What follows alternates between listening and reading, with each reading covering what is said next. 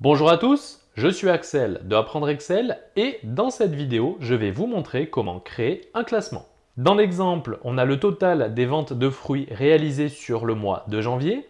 On souhaite réaliser un classement avec les 3 fruits les plus vendus et les 3 fruits les moins vendus. Et à chaque fois, on veut faire apparaître le total des ventes et le nom du fruit correspondant. Et en plus de ça, on souhaite ajouter une mise en forme qui va nous permettre d'afficher visuellement quels sont les 3 fruits les plus vendus et quels sont les 3 fruits les moins vendus. Ici, tous les résultats sont dynamiques. Par exemple, si je viens modifier les ventes réalisées sur les bananes, je les fais passer à 4000 par exemple, eh bien l'ensemble de mes classements évolue, puisqu'ici je constate que les bananes sont désormais les fruits les plus vendus.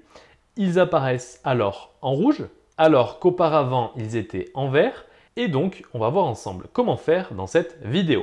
Mais tout d'abord, si vous souhaitez recevoir ce sujet sur Excel avec d'autres exercices, avec sujets corrigés plus vidéos de formation correspondantes, il y a un lien dans la description, vous n'avez qu'à cliquer, saisir votre email et vous recevrez tout ce contenu gratuitement par email. Et pour ceux qui veulent aller plus loin, il y a des formations complètes pour apprendre Excel. Alors, pour cet exemple, on ne prend pas en compte le cas des valeurs ex aequo, c'est-à-dire qu'on part du principe que parmi les valeurs à classer, il n'y a aucune valeur identique. Mais ne vous inquiétez pas, pour le cas où il y a un classement à établir avec des valeurs qui arrivent à ex aequo, je ferai une vidéo à ce sujet bientôt. C'est parti, première chose que l'on va faire, on va tout d'abord déterminer le rang en fonction des ventes de fruits. On veut en fait savoir, par exemple, pour la pomme, parmi les 7 fruits vendus, à quel rang les ventes de pommes se situent. Pour cela, on va utiliser la formule dédiée, donc la formule rang. On va ouvrir la parenthèse de la formule. Le premier argument concerne le nombre, c'est-à-dire la valeur pour laquelle on souhaite déterminer le rang. Pour les pommes, il s'agit des ventes de pommes réalisées. On clique sur la cellule correspondante aux ventes de pommes. On va laisser la référence de cellule en relative, puisque celle-ci doit se décliner au fur et à mesure des lignes sur l'ensemble des fruits. Point virgule, la référence, nous, on souhaite déterminer le rang des ventes de pommes parmi l'ensemble des fruits vendus. On va figer cette fois-ci la référence, puisque celle-ci ne va pas changer au fur et à mesure que l'on va vérifier d'autres fruits. À chaque fois, on va bien vouloir savoir le rang des ventes réalisées parmi l'ensemble des 7 fruits vendus, peu importe le fruit. Et point virgule, on souhaite avoir un classement par ordre décroissant, c'est-à-dire que c'est le fruit le plus vendu qui apparaîtra en première position. Donc on appuie sur la touche 0, on ferme la parenthèse et on appuie sur Entrée. On peut désormais étirer la formule et on s'aperçoit bien que le fruit banane qui a été vendu pour 4000 € et qui est bien le fruit le plus vendu apparaît au rang numéro 1. Donc ça c'est OK pour le rang.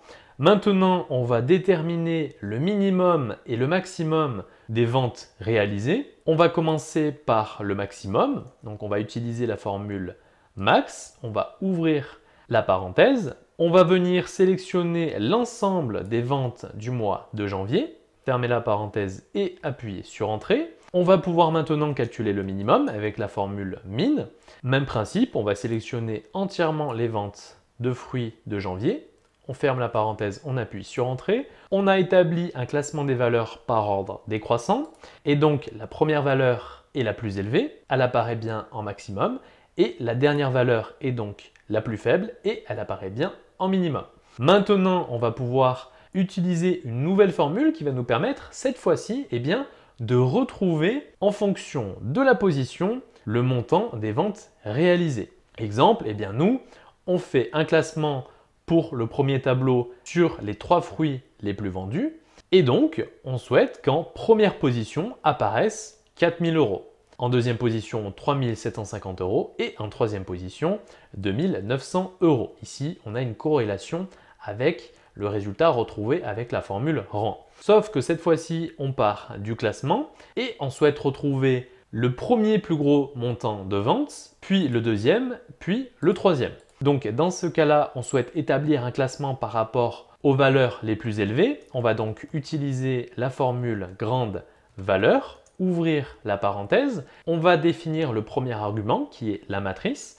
La matrice qui correspond en fait aux valeurs numériques pour lesquelles on souhaite retrouver les plus grandes valeurs. En l'occurrence, il s'agit des ventes réalisées. On n'oublie pas de figer la matrice puisque ici, pour le classement des 3 plus grandes valeurs, à chaque fois, on va aller chercher dans les ventes des 7 fruits. Donc, il faut bien figer la matrice pour aller chercher à chaque fois dans la même plage de données. Point virgule, on peut définir K qui nous permet de retrouver la Kème plus grande valeur.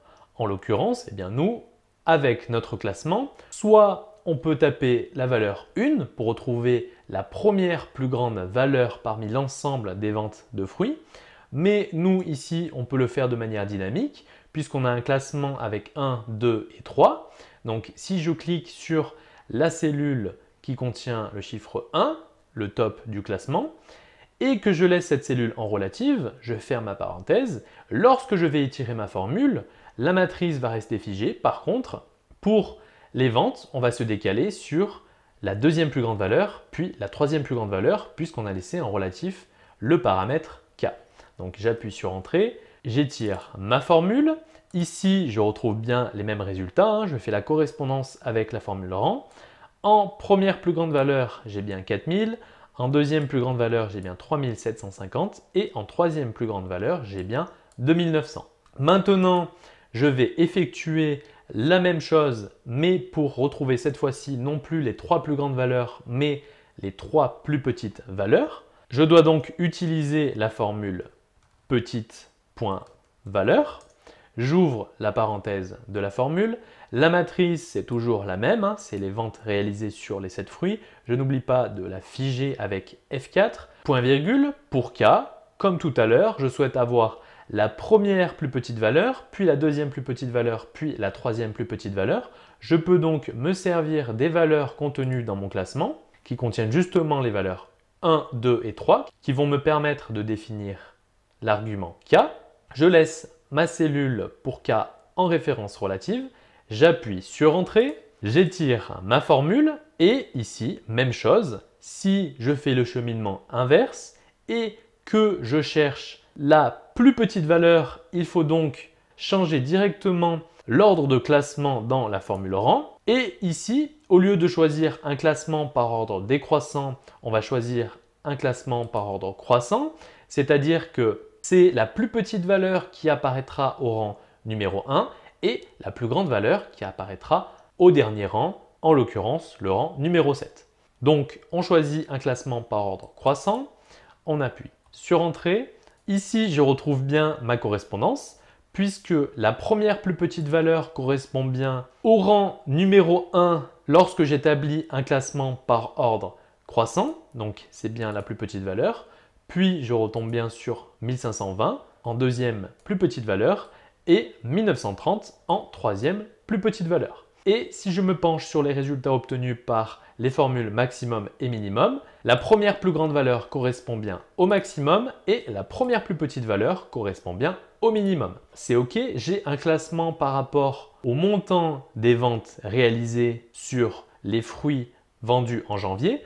Par contre, j'aimerais faire apparaître en face du montant des ventes le fruit correspondant. Pour cela, plusieurs méthodes. On pourrait utiliser la formule recherche V, sauf qu'on souhaite en l'occurrence rechercher les montants des ventes qui sont situés à droite du résultat qu'on souhaite retrouver, à savoir le fruit. Et donc, il faudrait forcément décaler la colonne janvier ici tout à gauche pour que la valeur cherchée soit située à gauche de la table de recherche. Mais je peux aussi utiliser la formule recherche X si je suis sur une version qui prend en charge cette formule, à savoir un abonnement Microsoft 365. Donc j'utilise ma formule recherche X qui me permet justement de ne plus être limité par l'inconvénient d'avoir une valeur cherchée qui doit être à gauche du tableau. J'ouvre la parenthèse. La valeur cherchée, il s'agit du montant des ventes. Alors ici, comme on a utilisé la formule rang, eh bien, si ici j'établis un classement par ordre décroissant avec ma formule rang, je peux alors carrément rechercher le classement, c'est-à-dire les valeurs 1, 2, 3, En l'occurrence, ici, rappelez-vous, j'ai modifié le classement pour que les résultats correspondent aux résultats retrouvés par la formule petite valeur, pour le classement des plus petites valeurs. Donc, pour ce qui est du fruit, je vais rechercher le montant des ventes. Sinon, avec le classement, je ne retomberai pas sur le bon résultat si je recherche le rang, puisque le rang effectue à l'heure actuelle un classement par ordre croissant et non plus décroissant, et donc cela ne correspond pas. La cellule de la valeur cherchée, je la laisse bien en référence relative, puisqu'elle doit se décaler sur les deux lignes suivantes. Point virgule. Le tableau de recherche, c'est le tableau correspondant au montant des ventes, parmi lesquels je souhaite retrouver le montant de vente de 4 000 €. Je fiche bien mon tableau de recherche avec la touche F4. Point virgule, je peux définir le tableau renvoyé, c'est-à-dire la valeur que je souhaite faire apparaître en résultat lorsque le montant des ventes de 4 000 € sera retrouvé. En l'occurrence, je souhaite faire apparaître le fruit correspondant et situé sur la même ligne que le montant des ventes de 4 000 €. Là encore, je fige ma table avec F4. Point virgule, ici je peux définir un résultat à renvoyer dans le cas où le montant des ventes, à savoir ma valeur cherchée, n'est pas retrouvée dans mon tableau de recherche. Ici, je n'en vois pas l'utilité, donc je vais passer cet argument facultatif. Point virgule, je souhaite retrouver la correspondance exacte avec la valeur cherchée dans mon tableau de recherche. Je sélectionne donc 0 pour correspondance exacte. Alors, il faut savoir que si vous souhaitez effectuer une correspondance exacte de la valeur cherchée, vous n'êtes pas obligé de renseigner ce paramètre puisque par défaut, la formule recherche X va effectuer une recherche avec une correspondance exacte de la valeur cherchée. Mais nous, on va tout de même le renseigner. On peut alors fermer la parenthèse puisqu'on n'a pas besoin du mode de recherche et appuyer sur Entrée. On peut étirer la formule. On retombe bien sur le fruit banane pour les ventes de 4 000 €, les kiwis pour les ventes de 3 750 € et les pommes pour les ventes de 2 900 €. Et ici, si on ne renseignait pas les paramètres facultatifs et qu'on appuyait directement sur Entrée sans venir renseigner le mode de correspondance, le résultat, comme je vous le disais, serait alors identique puisque par défaut, la recherche X effectue une recherche avec une correspondance exacte. On peut passer au tableau suivant et afficher le nom des fruits correspondant, dans ce cas-là, aux 3 montants de vente les plus faibles. Cette fois-ci, je ne vais pas utiliser la formule recherche X, mais je vais utiliser des formules qui sont disponibles sur l'ensemble des versions d'Excel, à savoir les formules index et équive, qui vont nous permettre de retrouver le même résultat que pour le premier exemple. Donc, égal, j'utilise en premier ma formule index qui me permet d'afficher un résultat à l'intérieur d'une matrice en fonction d'un numéro de ligne et d'un numéro de colonne. La matrice correspond au nom des fruits, puisque c'est le nom des fruits que je souhaite faire apparaître en fonction des ventes correspondantes. Je n'oublie pas de figer avec F4 la matrice, point virgule. Pour ce qui est de numéro de ligne, ce numéro de ligne, je vais le retrouver grâce à la formule équive, formule qui me permet justement de retrouver le numéro de ligne d'une valeur cherchée dans un tableau de recherche.